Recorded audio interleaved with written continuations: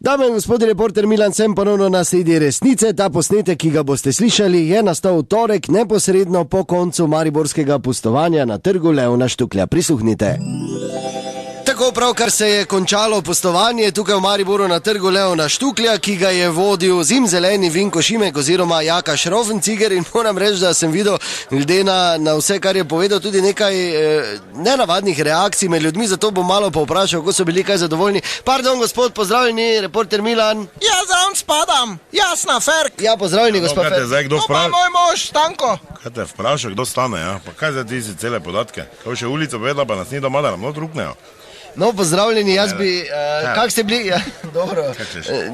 Veš kaj, ne, moraš ti zavedati, kak bo, ko ti spoznaš, pa kak bo 20 let pol. Tak, če. A kak ste bili, kaj zadovoljni? Ne bi te rad strašal, ko ne vem, kak imaš doma, no. Ja, dobro, hvala lepa, Stane. Ja. Za pustovanje, tukaj vam je bilo všeč, kaj, prireditev? Če meni je bilo super. Pizda, Šrofenciger se dobro držite, ono reči, to je, mislim, jaz sem se nasmejal, no. Pa dobro, pa Stanko, kak si ti lahko taki butl, pa kaj ti nisi slišal, kaj govori? Male otroke imamo zraven. To je mala Violeta, vnukica, pa od brata še, ta mali, Roki. Ja, zdravo otroka, ja, no, kaj ste hoteli povedati, jasna? Čujte, da nekdo na taki na pol otroški prireditvi pride na oder, pa začne tudi stare svinjske vice govoriti, jaz nisem vedela, kaj naredim, pa glih nisem imela čigumijev tu pri Roki, ker sem mislila, čigumije v uhe zatlačiti, kaj več nisem vedela. Ja, dobro, jasna, kaj si panična. Smejali smo se. Se pa te to je vsem bilo namenjeno. Kaj vsem? Ja, kaj? Se pa te mi smo tudi maske bili. Ti si imel maska, očala pa nosi imel gor, to ni maska. To je stara mariborska maska. Zdaj pa vi, gospod novinar, presodite, če je to primern vic. Babica hodi na široko, pa jo vprašajo, babica, zakaj hodiš na široko? Pa je rekla babica, penzionisti imamo srečanje, pa si frizuro doli naredila. Kaj to primerno? Ja, no. Ja, no, mislim. Dobro, poznal sem videti, samo da ga nekaj tako sveži, tudi, mislim, vsakamo čast. Ali pa to, pol pa dedek hodi široko, pa ga vprašajo, dedek, zakaj pa vi široko hodite? Pa je rekel, dedek, jaz sem bil pri zdravniku, pa mi je rekel, da se moram jajci izogibati.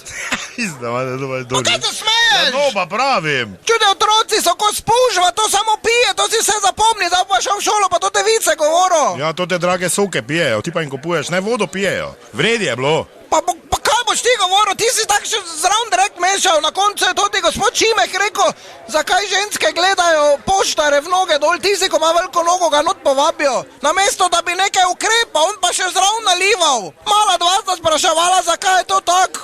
To je moj Stanko, pa veste kaj rekel? Tisti poštar, ko ima veliko nogo, lahko še po lavaboju vseka gor, istočasno pa si še kapo pa frizuro z rokami popravi. Ja no, vse je res. Kaj je res, to si rekel, pa si na pir šel, mene pa pusto z malima 2-3 ure, jaz njega na hrbto gor imela, zakaj po lavaboju, kaj te nas rečem? Ja no, jasno, se pa da veš, kako vdarimo, ne? Ti boš vdaro, ja ti! Vse sem vam rekel, ne, moraš vedeti, kakaj čez 20 let. Ko jo spoznaš, moraš prvo, da njena mater iti, ker je navadno ista. Hvala lepa, torej, da nas ne pozabite, resnica ni plenica, pa vendar marsikomu smrdi.